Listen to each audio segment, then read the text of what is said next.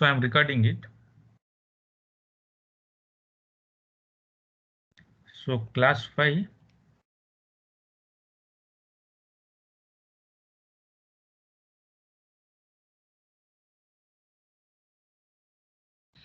So if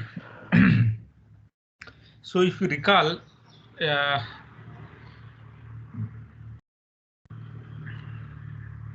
we have started discussing about the soil exploration. Okay. Why we need to, what are the objective of this soil exploration? Why we need soil exploration? And what is the depth up to where we have to do this soil exploration? What are the methods we use for boring, like auger boring and many borings for taking a sample, and what are the sampler we use for boring and all. Okay. So how to collect the disturbed sample, how to collect the undisturbed sample from the pit or a borehole. Okay, there are methods like Shelby tubes and other things we have discussed. Okay, and finally in the last class we have discussed about the SPT, standard penetration test, and the CPT. From the SPT we have discussed how to find the N value. Once you get the N value, there are so many correlations are available with the N value. We can find out the bearing capacity of a soil by using the N values, and we can find the C value, phi value, and so on. Okay.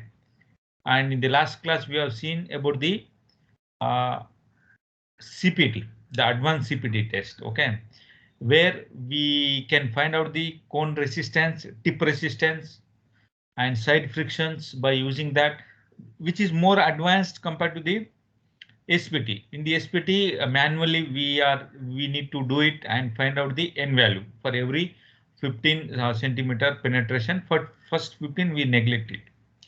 In the cone resistance method, it is connected to the computer.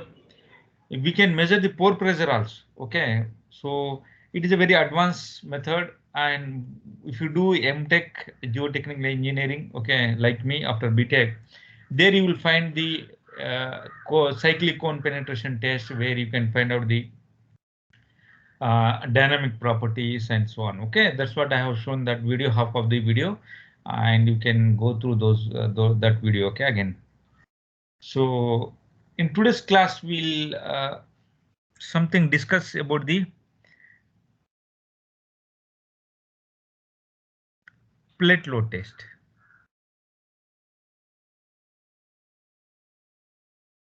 Visible? Yes, sir. Audible? Hope you are following every day. Hope you are reading every day, because that is what required. Okay, one day reading may not help you to learn these subjects. So it is very, very important. So in this plate load test, as the name suggests, the allowable bearing pressure can be determined by conducting the plate. Okay, as the name suggests, there will be some plate.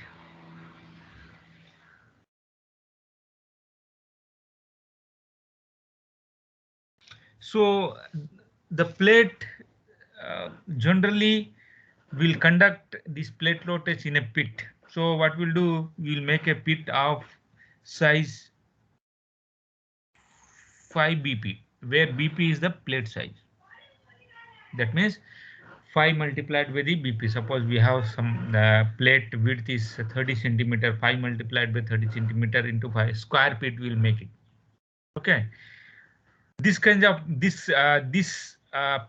this size of the pit is excavated to a depth equal to the depth of the foundation, where it is required, the depth of the foundation, where we are planning to conduct the test.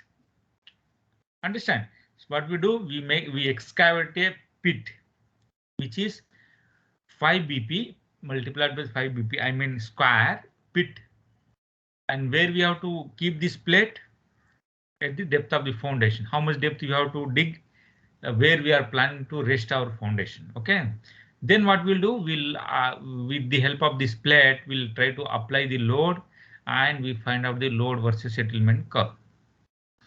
Here, the size of the plate is usually 30 centimeter or 0.3 meter square plate we generally use, and it is made of a steel and of thickness is 25 mm. This is very important. This information is very important. They will ask in the exams, GATE exam, IAS exam, PSU exams, all competitive exams. So what is the general size we use for our plate load test? The size of a plate. Generally we use a 30 centimeter plate. It can be more also. Sometimes that's what it is. Sometimes the larger plate also can be used 0.6 meter, sometimes a 0.5, and sometimes square. Okay. These generally we use square, sometimes circular also we use.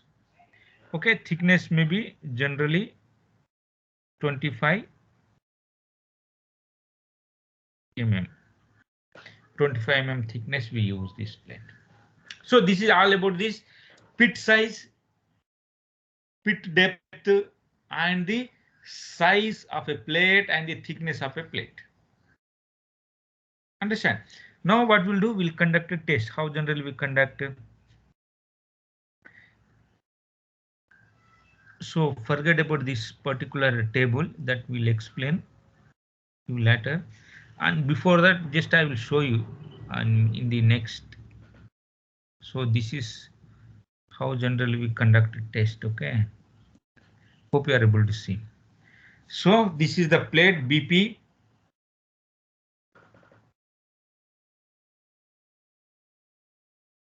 What generally we do, this is the depth of the foundation where we want to conduct the test. Okay, and these are the anchor piles. This is the reaction. This is the hydraulic jack. So with this help of the hydraulic jack, we'll try to apply the load. So what we do here, depth of the foundation we know, the width square is 5 BP. This in a square form. Depth we know, this we know. Again what we'll do is we'll make a small central hole here to keep the plate at the depth of DP and BP. BP is the size of this plate. This is the plate. Okay. So what we'll do at a depth of DP, directly will not keep. Generally we will not keep. Okay.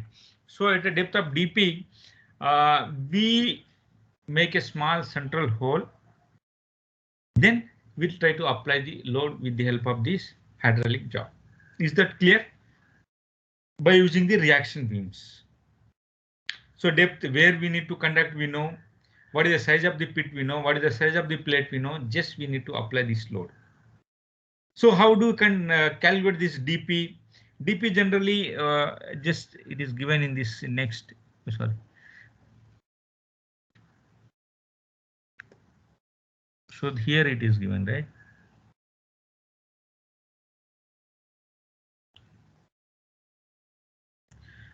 So the central hole of size BP is excavated in this pit. The depth of the central hole DP is obtained by using the following relation. That means the ratio. The DP by BP should be equal to DF by BF. BF is the here. BF is the width of the foundation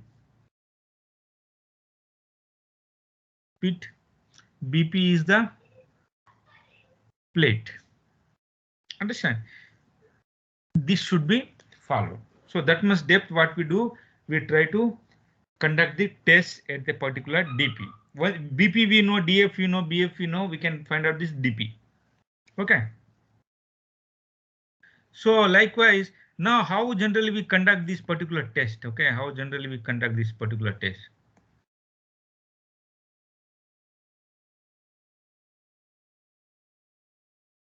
Now look at that. For conducting the plate load test, a plate is placed in a central hole and the load is applied by means of a hydraulic jack that we have seen. The reaction to the jack is provided by means of a reaction beam. Sometimes trusses we use. Okay. Then our loading beams are some sandbags we use in the field and so on. Okay. So that anyway, I'll show some videos to you. Before conducting the test, a seating load of 7 kilonewton per meter square is first applied. Because what happens no, immediately we should not go for conducting the test. We need to apply some seating load so that there would be some adjustment if it are required. Okay, if the particular the plate is in a horizontal direction or not. Okay, we do not know exactly. So what we'll do is we'll apply the seating load and we'll remove the seating load. Okay, then what happens, it shows that the plate is touching to the soil properly, and then we are ready for the our test. So seating load, how much seating load we should apply, that also they may ask in the exam.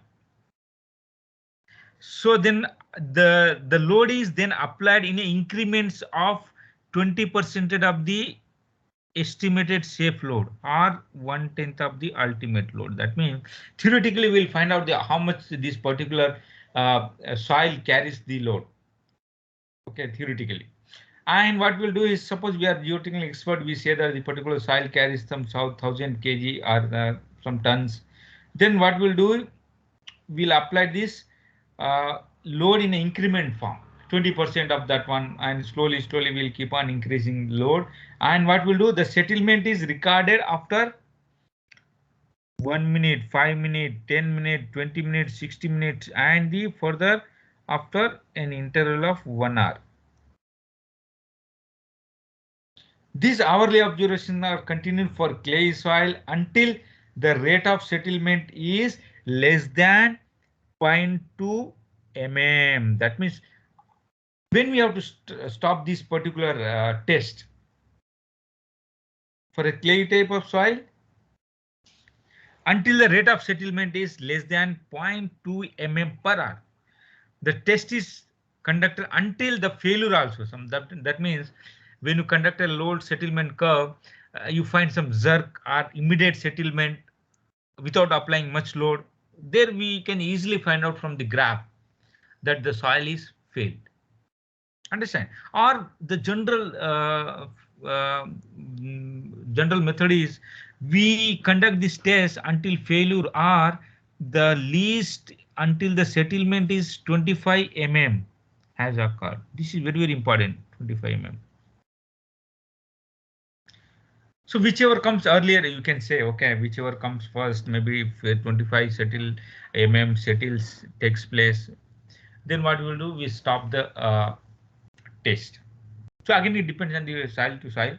So general test is conducted until the failure or at least until the settlement of about 25 mm.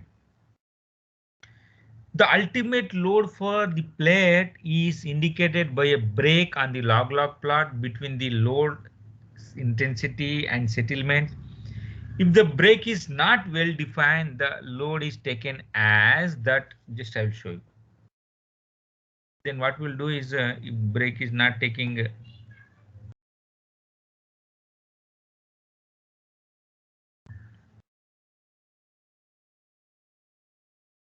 then what we'll do, we'll plot a graph like this.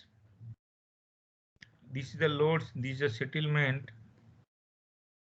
this is the intensity or load divided by area. Area we know anyway, plate size we know. So corresponding to settlement of 1/10 of the plate width. Generally on natural, this is a log plot. On natural plot, the ultimate load is obtained by intersection of the tangent. That means both the side tangent will draw, and this particular point, we say that this is ultimate capacity of the plate. So now we got this ultimate capacity of a plate by using the plate load test. Okay, now we got this ultimate capacity of a plate by using this plate load test. Now how to convert this particular load to the foundation? We need actual foundation bearing capacity. Okay, so for that there are formulas are given. So based on our formulas, Terjagi and Peck, like these people who have worked continuously on this soil, so they have given some formulas.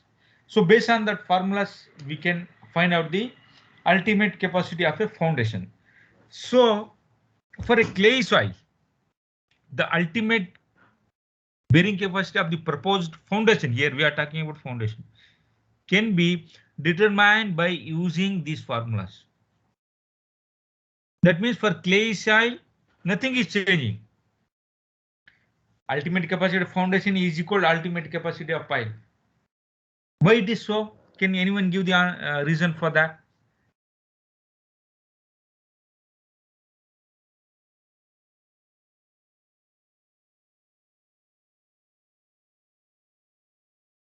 For sandy soil, it is ultimate capacity of foundation is equal to plate foundation multiplied by ratio of width. This is BF by BP.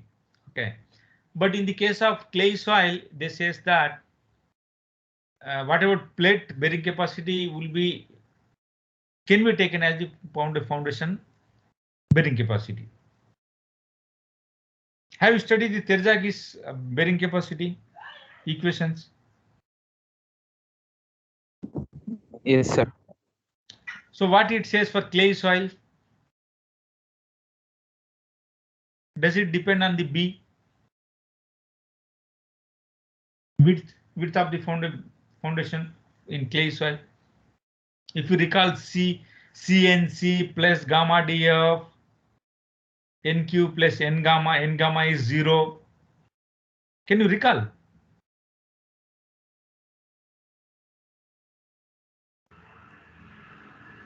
So very important point, this one. Okay, for a clay soil, the ultimate bearing capacity doesn't depend on the size of a foundation. That means in the Terzaghi, if you go through the Terzaghi's equation, okay.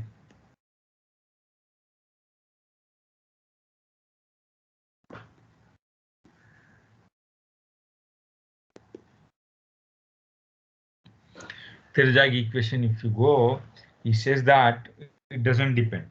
Okay, for a sandy soil, they have given with the width of foundation to plate width.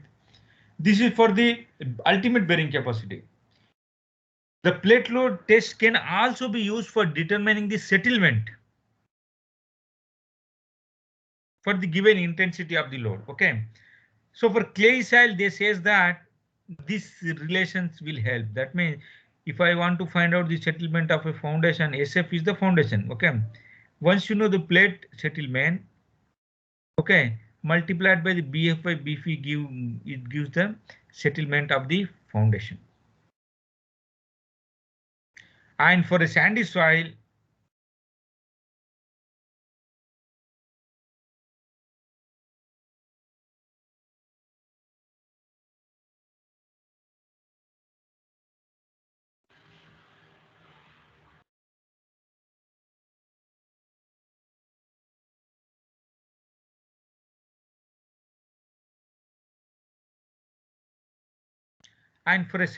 they says that this settlement of a foundation is given by giving these equations. Okay, SP, once you know the foundation settlement, plate settlement multiplied by the BF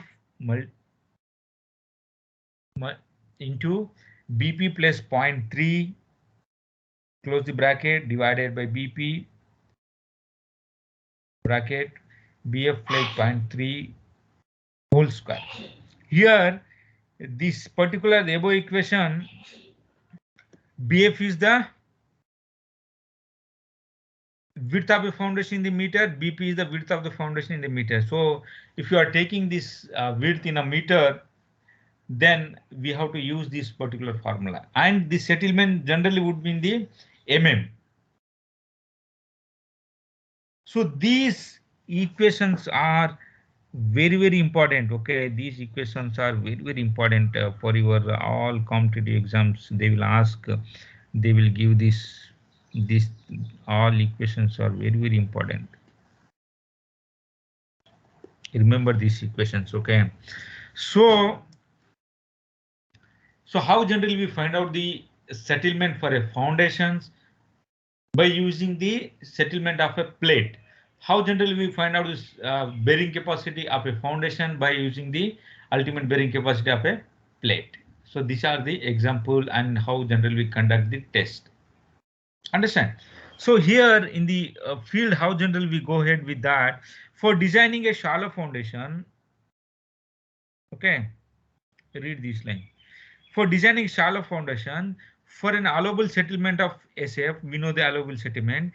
A trial and error procedure is adopted for designing a shallow foundation. Somebody asks you to design a shallow foundation. Okay. For an allowable settlement, that this is that allowable settlement is 25 mm or 30 or 50 mm. Okay. So a trial and error method is adopted. First, the value of BF, the width of the foundation, is assumed, and the value of Q naught.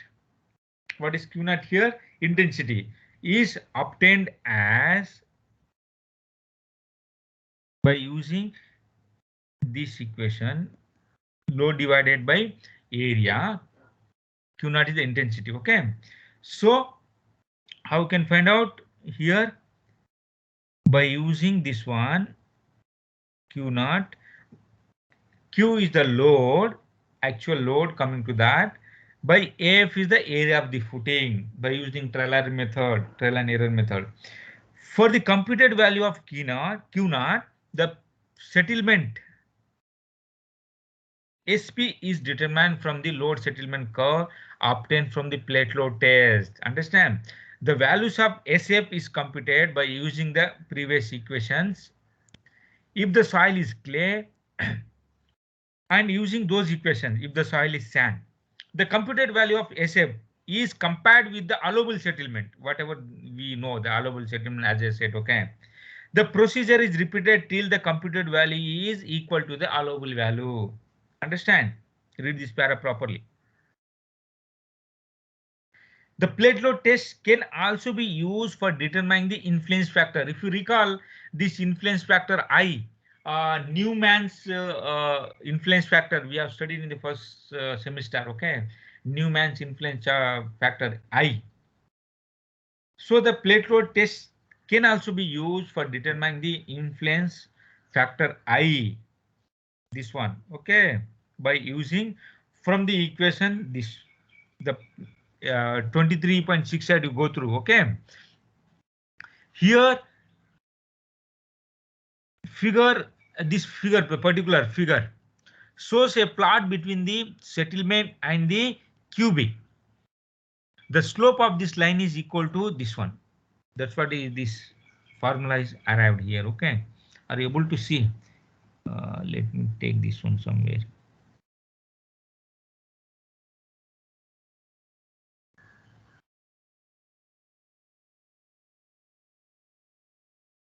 So this is 23.5.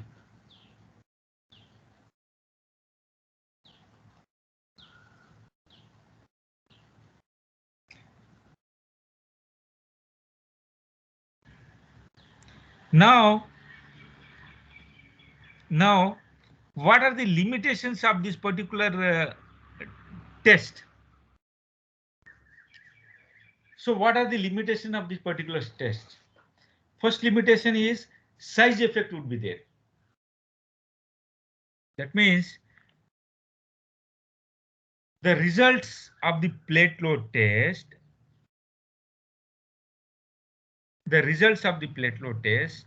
reflect the strength and the settlement characteristic of the soil within the pressure bulb. As the pressure bulb depends upon the size of the loaded area, it is much deeper for the actual foundation as compared to that of a plate size. The plate load test does not truly represent the actual condition if the soil is not homogeneous and the isotropic. That means here, if you recall, I just want to try to explain you.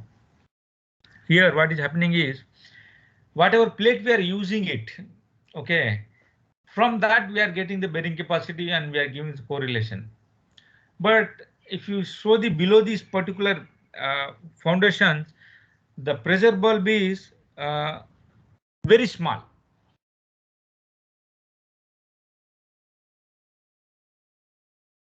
Here, look at this one.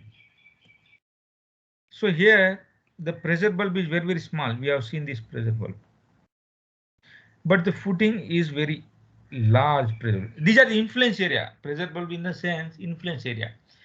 So this is the limitation actually. Actually, we need to construct a footing and then we have to conduct a test, but it is very costly. It's not practical to construct a footing and then load the area, then find out the load settlement curve. Is it not? It's very costly and not practical. To avoid that only we are conducting with the help of the plate. But we can use the bigger size of plate. Again, the problem comes here is the load, the whatever load we are planning to apply, huge load is required. So by using that reaction beam, it is not possible to apply huge load. So that's the reason we are using this 0.3 meter plate, and we are correlating our bearing capacity or settlement to the field in the sense for the foundations. So this is the main, I would say, the limitations. Next is the scale effect. What is the scale effect? The ultimate capacity of the saturated clay is depend on the is independent of the size. As we know, for a saturated clay, the ultimate capacity of the saturated clay is independent of the size of the plate. But for a cohesionless soil, it increases with the size. That's why in the Terzaghis equation, CNC plus NC NQ gamma df plus n gamma 0.5 b. Here, if the b is increasing in the last term b, what is happening? The bearing capacity is increasing. So the scale effects also matter. Size effect and the scale effect. To reduce the scale effect, it is desirable to repeat the plate load test with the plates of 2 and 3 different sizes and extrapolate the bearing capacity for actual foundation and take the average value. That means we have to repeat this test for different sizes of the plate and then extrapolate it and take the average value. Understand? So these are limitation of this one. Second one is the time limitation also, because whatever we are conducting this test is in a short duration. But for a clay type of soil, if you see the settlement takes place very long. The settlement takes place very long. So the plate load test is essentially a test of short duration. But for clay soils, it does not give the ultimate settlement. Okay, so clay takes a lot of time, right? So the load settlement curve is not truly representative. That means whatever we are getting, that this particular load settlement is not giving the exact load settlement, even though it has so many drawbacks. But this particular test is very popular, like SPT, standard penetration test. Still we conduct this plate load test. Okay, even I have conducted so many plate load tests in the field. Still it has some limitation, but we use this plate load test, very important test. Then interpretation of the failure load. Again, the failure load is not well defined except in the case of general shear failure. In the general shear failure, we know that, okay, the soil will fail, then it will fail. It will give some defined point. Okay, this is settlement. For general shear failure, it will define. The failure takes place all of a sudden or with jerk. But in the case of clay type of soil, because you will not get the exact failure, it will keep on prolonging. Okay, so it would be very difficult to get that particular point. An error of personal interpretation may be involved. Sometimes when you interpret the result, no, some error may be, human error may be involved in other types of the failure. The reaction load is also one problem. It is not practical to provide a reaction of more than 250 kilonewton. Okay, hence the test on the plate of large diameter is very difficult, as I said. Okay, because we have some limitations for reaction, because hydraulic jack requires some reaction, right? So it is very difficult to conduct on a different size of a plate. Water table, again, the level of the water table, right, affects the bearing capacity of a sandy soil. If the water table is above the level of the footing, it has to be lowered by pumping before placing the plate.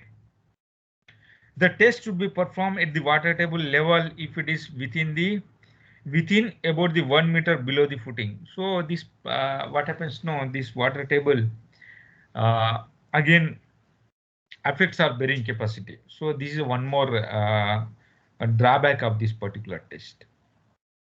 Understand? So this is all about this plate load test, how generally we conduct, size of the plate, size of the pit, how generally we apply a load, how generally we draw the load settlement curve, how if you don't get the particular I mean uh, particular point of failure, we sometimes draw the tangent and we'll find out the failure point and so on. So there are you can go through this test. Just what I'll do is I'll show some video, then you will understand. So what I'm teaching. Is it visible?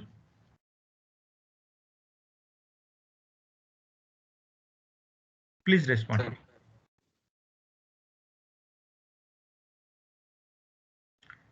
So few minutes will go with this video.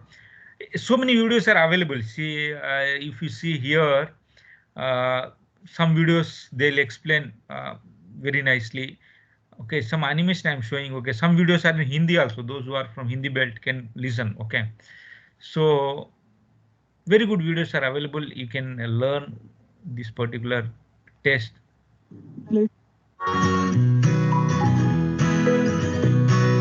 Audible? Please respond. Audible, sir. Very good. Now, today we have just focused on plate load test, and you can still Google it and learn more about it. Okay.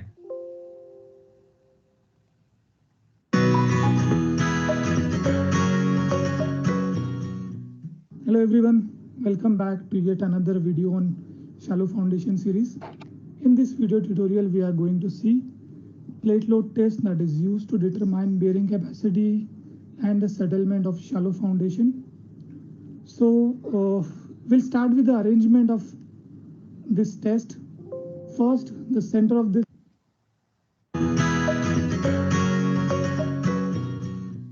Hello everyone, welcome back to yet another video on Shallow Foundation series.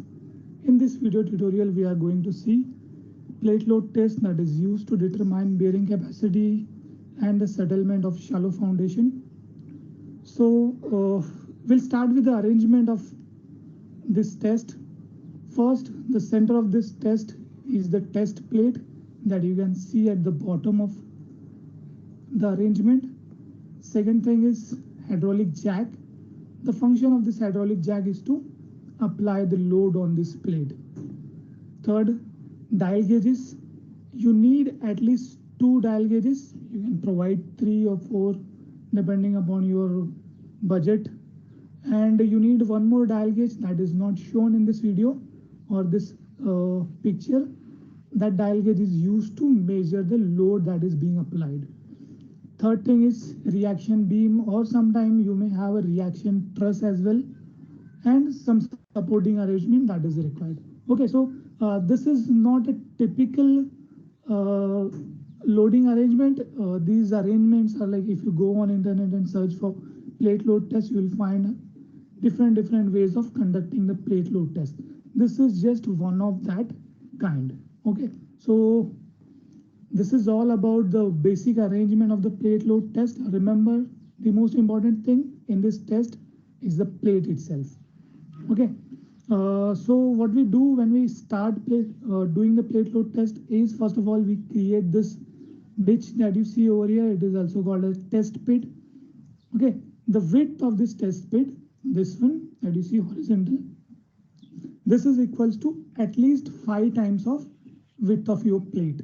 That is required as per our IS code, that must be carefully followed. Okay. Anything else in this? No. Okay, let's go ahead. Next, we'll talk about this plate itself, because as I said, plate is the most important part in this plate load test. So test plate located at the bottom. So what you do is you create a test pit like this, and in this test pit you create yet another pit, a small depression, and that depression is the size of that. You see another pit inside this bigger pit. That depression is the size of your plate itself. Usually it is 25 mm in depth, and width equals to width of the plate. This is what your plate looks like. Thickness, the minimum thickness of the plate, it is made of course, mild steel.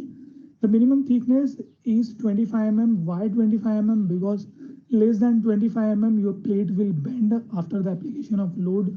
So you will need at least 25 mm. You could go on higher side, let's say 27, 30, 35. You can also do it like this. Second one, size of the plate should be between 300 mm to 750 mm. And the most important thing, the depth to width ratio of this plate should be equals to depth to width ratio of your foundation. If it is not possible to have equal, but that ratio should be approximately equals to depth to width ratio of your foundation. This is very important. Okay, otherwise you will not be able to correlate your data with your actual foundation. Next, let's say BP is the width of plate. In that case, this width, as we talked about earlier, width of the test pit should be equals to 5 times width of the plate. Shape of the plate, it could be either square, circular, rectangular, depending upon which shape of foundation you have. If you have a square foundation, you are going to construct a square foundation.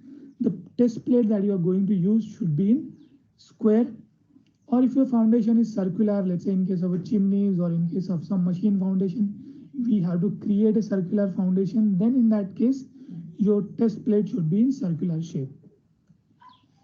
Okay, next, type of loading. How do you apply the load? That totally depends upon your site, your condition, what kind of resources you have available onto the ground, and as well as accessibility of that test site as well. Okay, the first one, where most of the time it is used, where resources are not that much available, that is gravity load. In gravity load, what you do is you use number of dead weights. Either sometimes these dead weights are in the form of sandbags, sometimes you have concrete blocks available onto the ground, sometimes you have bricks available onto the ground, sometimes you don't have sand but you have soil. So what you do, you fill that soil inside some bags and you put it above this steel beam or steel joist, and there is a hydraulic jack available. Now in this case, hydraulic jack perform a very different role. What role does it perform? It applies the load gradually, because you have kept all the dead weight at the same time, but you don't apply the entire load onto the plate in a single go. What you do, you apply the load gradually, you keep on increasing the load. So that is what the function of this hydraulic jack is over here. Okay, so the next one is the reaction load. In reaction load, you don't have the sandbags or any other dead weight, but instead what you have a hydraulic jack which is present over here. The job of this hydraulic jack is to apply the load gradually onto your plate which is present at the bottom. Now then you have a reaction truss or a reaction beam, as the picture that I have shown you like that. The job of this reaction truss or reaction beam is to hold the hydraulic jack into the position, because once you start applying the load bottom vertically downward, there will be reaction generated in upward direction. The job of this truss or this reaction beam is to counteract that reaction, and then this reaction this truss or this beam or this, sometimes it is a steel joist, is placed onto the ground by using some supporting arrangement. Okay, so depending upon the type of resources you have, you could conduct any type of test. You will see there are different ways, different jugaad kind of technologies are available. Sometimes even I have seen some digging equipments are also used to apply the load. So that depends, as I said, upon your resources that are available to you onto your site. Okay, this is about type of loading. Next, the test procedure itself. So once you are done the entire arrangement, everything is on the place. The first thing that you do, you apply the seeding load or seeding pressure of 7 kilonewton per meter square, and you apply it, keep it some time, then you release it. Now, why we do that? This seeding load has a function of setting your plate at a position, because let's say you start applying the load and your plate moves a little bit. So what will happen? Your entire test will fail. So what you need to do? You need to apply a seeding load. Make sure your plate is properly set in a position. If it moves a little bit, you can adjust it manually. Then you can start the actual loading. Now, when you do the actual load, what you do is the first load that you apply is equals to 1/10 of anticipated safe load. Let's say you are a damn good civil engineer, so you will know how much this soil onto the side is going to take, how much load this soil is going to take. Okay, so let's say you know that this soil is going to take 1000 kilonewton. So what you do, the first load that you apply is equals to 1/10 of the 1000, that is 100 kilonewton. So your first load is 100 kilonewton. Then what you do, then afterward you keep on increasing the load by 20% of the safe load. The safe load is 1000, determine 20% of the 1000, then you keep on increasing the load. So 1/10 plus 20% plus 20% plus 20% plus 20%, you keep on increasing the load. So then you determine load versus settlement data. You record this data, it is very important. How do you increase the load? So first 20%, first you apply 1/10, then after 1 minute you increase it by 20%, then again after 5 minutes you increase it by 20%, again after 10 minutes. So this is how you keep on doing the load till 60 minutes. Once the 60 minutes is done, then you increase the load by 20% after every 1 hour. Okay, this is what keeps going on until the test need to be stopped. Now the question is, when do you stop the testing? So there are different school of thought, there are different codes, different ways of different methods of stopping the load, different criteria are there. So the first criteria is that if your applied load reaches 1.5 times of the safe load. As we have discussed, let's say your expected safe load is 1000 kilonewton. So you will stop this test on if your applied load becomes 1500 kilonewton. That is the one way. Other way is if your settlement reaches 25 mm. So that is also another way of stopping the test. Or in sometimes what happens, your plate fails in excessive settlement. Let's say it is not reaching 25 mm. Let's say you are doing the test and after some time you find out that there is a settlement equals to 15 mm, and after 15 mm to 20 mm, that gap of 5 mm is reached in a very short period of time. That means there is an excessive settlement and the soil below the plate has failed. So you can also stop the test. So these are the three different criteria. This criteria is basically used, the last one is basically used in case of a soil, a clay soil or a mud or a marshland where is a possibility of excessive settlement, or either otherwise what you do, you stop at 1.5 mm or 25 mm settlement. So this 25 mm settlement is probably the most accurate way of stopping your test. Okay, next you record load versus settlement data. That is very important because that load versus settlement data is going to help you in determining safe bearing capacity as well as the safe load of the foundation. Okay, so this load versus per meter square, you can have ton in meter square or whatever, and you have the settlement either in centimeter or mm. Okay, you plot this data by using data available after the plate load test. There are three different curves you may get. Okay, so the first type of curve that you get, which is shown over here, is for a dense sand and gravel, or sometime for a over consolidated clay. So what is happening in the first curve? once you start applying the load, your settlement is increasing very gradually, very slowly. It is taking more load because it is a dense sand. Of course, it will take more load. Once a particular settlement is reached, after that, you see a very steady or very sharp increase in the settlement. That is the point where your soil is failing. That kind of failure we have seen in consolidation as well as in other chapters. This kind of behavior shown by a dense or over consolidated clay. Another type of curve that you may get is this curve number 2, which is for a loose sand and soft clay. This curve is very smooth. It does not show any spike like this in a curve 1, but the load versus settlement is very gradual in nature.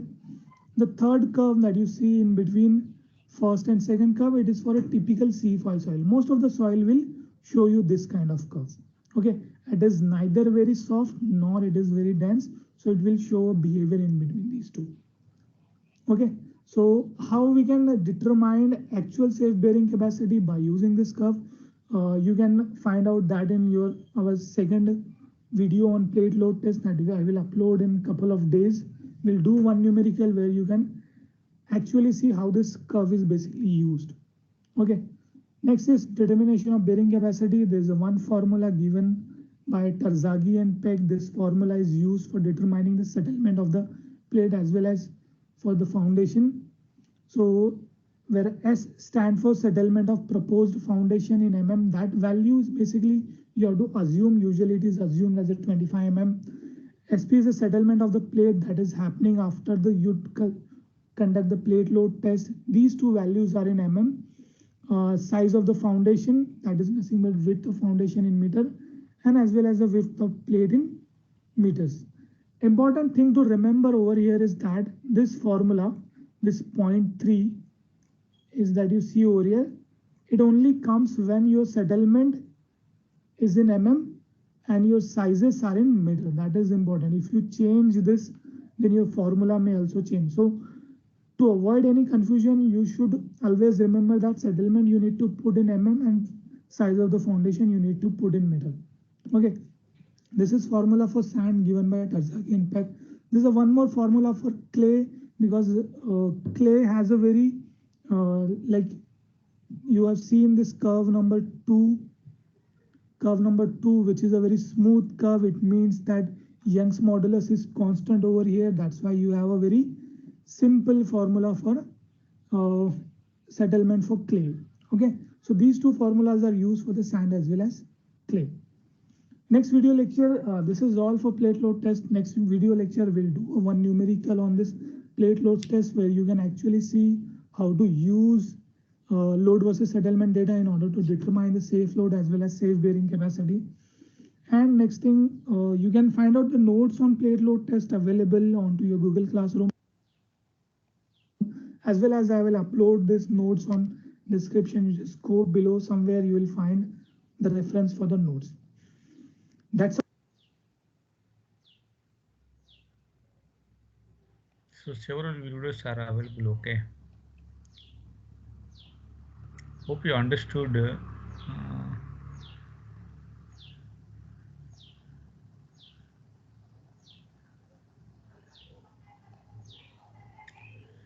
Okay, shall we close the class? So every time only 50 people are attending.